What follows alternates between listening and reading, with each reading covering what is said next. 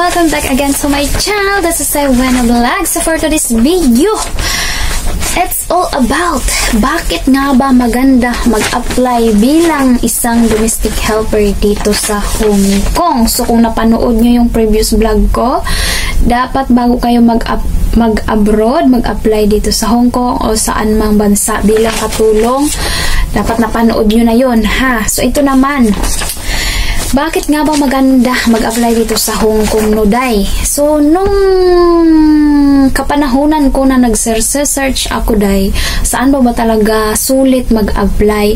Saan ba talaga maganda mag-apply? Ang Hong Kong ang napili ko, day. Middle East, parang nasa Pinas lang din tayo. Titingnan yung sahod, diba? Tapos yung trabaho, same lang.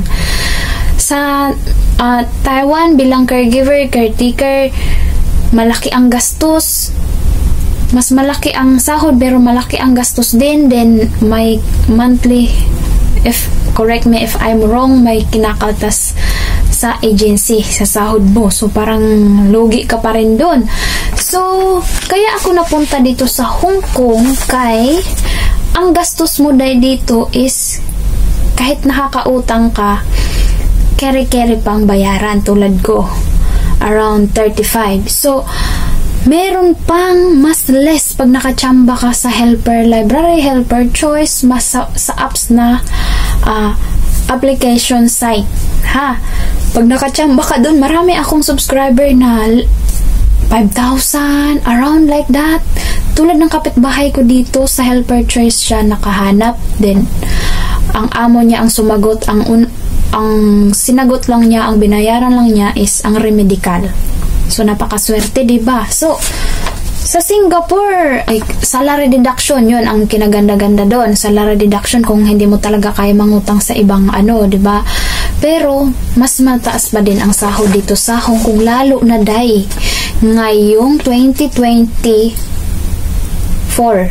Diba? Ang sahod, magkano na ang sahod, day? Ito ang number 1, day, na sahod. Magkano?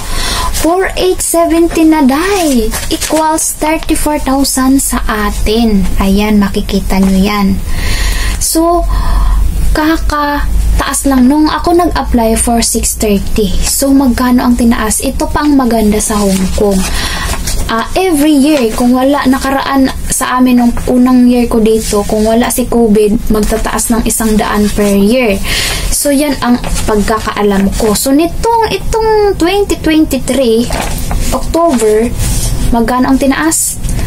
140. O, diba? Tingnan nyo. Alam mo, ginagawa ng Pinas at ng Hong Kong, pinapaganda nila ang sistema, ang mutual agreement ng Pinas at Hong Kong about sa mga helper. So, maganda yung nila patakaran. So, ito pa, day, about sa statutory, about sa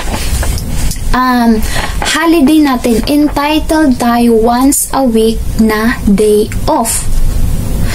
Ito pa, day. O, diba? Nung dumating ako dito, day, 2021, ang statutory lang natin ay 12. So, nitong 2022, dinagdagan ng isa, at ngayong 2023, 2024, dinagdagan ulit ng isa.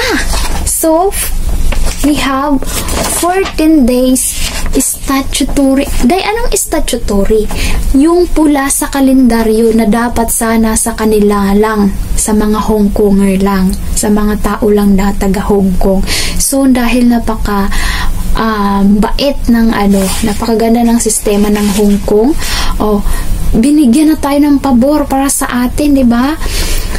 Ginawang 14 na ngayon, 2024 ang ating statutory. O, diba? Ano-ano yung mga statutory? So, January 1, the first day of January, ating yan. February 10, Lunar New Year Day. February 12, the third day of Lunar New Year. The fourth day of Lunar New Year, February 13. Itong 11 day, nasaktong Sunday. So, atin pa rin yun. So, 4 days ang pagkakasunod-sunod na day off natin, day. O, diba? Napakabongga, ha? Diba? The best talaga ang Hong Kong. So, ito, April 4, Qingming Festival. May 5, Labor Day. Then ito yung nakaraan dinagdag sa atin ang the birthday of the Buddha, May 15. May 15 is the birthday of the Buddha. Chunang Festival, June 10. Hong Kong Special Administration Region Establishment Day, July 1. The day following the Chinese Mid-Autumn Festival, 18 September. National Day, October 1. Chungyong Festival, October 11. Chinese Winter Solstice Festival or Christmas Day at the option of the employer, 21 or 25. Then ngayon, bagong-bagong dinagdag day, the first weekday after Christmas Day ay atin na rin day, 26. O diba? Napakaganda talaga dito sa Hong Kong. So,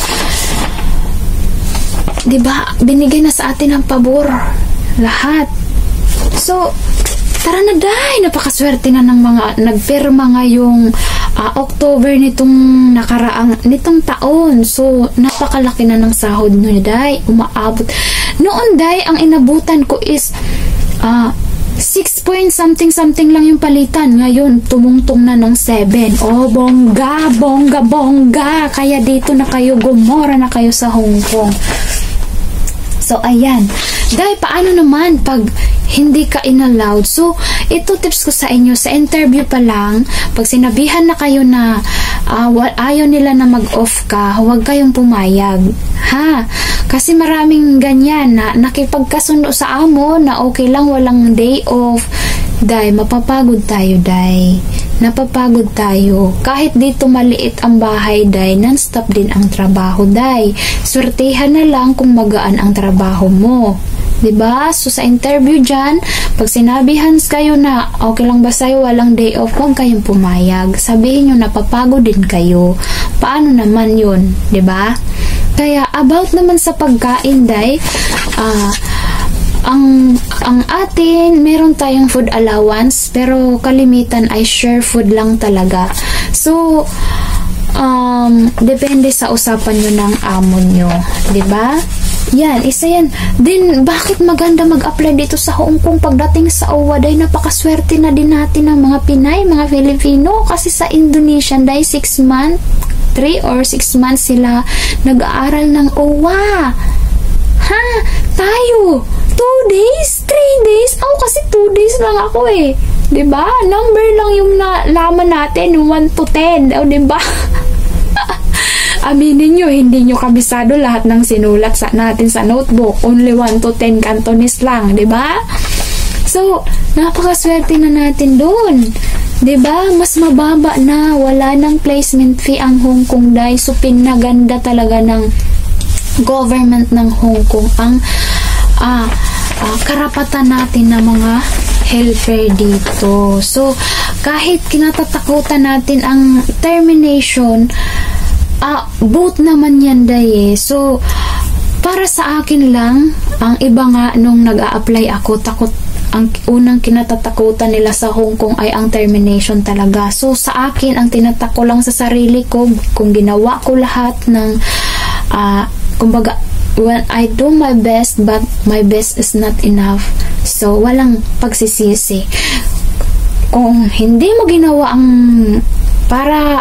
kung hindi mo ginawa ang best mo, may naging pabaya ka sa trabaho mo, kaya na-terminate ka. So, andun yung kasalanan mo din, diba? So, gawin mo na lang yung hanggat makakaya mo, diba? Para hindi ka ma-terminate. Iwas terminate. So, kung hindi pa rin sapat sa kanila, kung ayaw ka talaga nila, so, antayin mo na lang magpa-terminate ka na lang, ganun.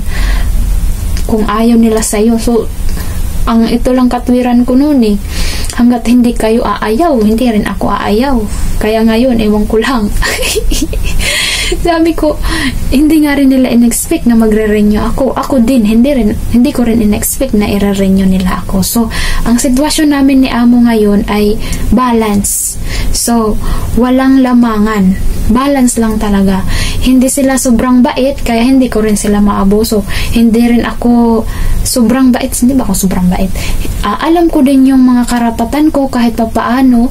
Paunti-unti nalalaman ko na yung mga karapatan ko. So, hindi rin nila ako naabuso. Pagdating sa day off, ako yung nasusunod. So, pinagbibigyan ko lang sila kung tulad ngayon, every end ng dates, every katapusan, nag-English pa kasi, doon nila ako tinatanong, or every magbibigay sila ng sahod, first day of the month, doon nila ako tinatanong kung gusto ko ba mag-OT, anong araw gusto ko mag-OT. So ngayon, nung nakaraang araw pa lang is 27, tinanong na ako nila kung anong date ang aking i-OT o i-off.